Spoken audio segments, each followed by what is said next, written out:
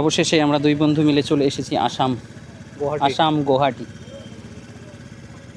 আসাম শহরের বড় আসাম রাজ্যের সবচেয়ে বড় শহর গুয়াহাটি।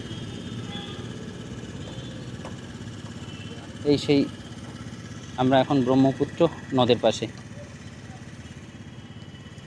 কাজ চলছে এখানে। এই সেই ব্রহ্মপুত্র নদ।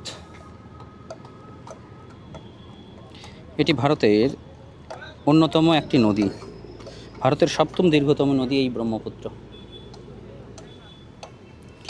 যা তিব্বতের চীনের পর্বতমালার কৈলাস থেকে উৎপত্তি হয়েছে, হয়ে ভারতের অরুণাচল, আসাম হয়ে বাংলাদেশে প্রবেশ করেছে।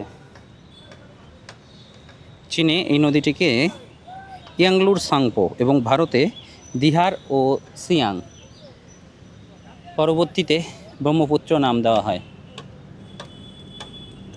বাংলাদেশে প্রথমে যমুনা, পরবর্তীতে পদ্মা নামে মেশে এবং শেষে বঙ্গোপসাগরে পতিত হয়।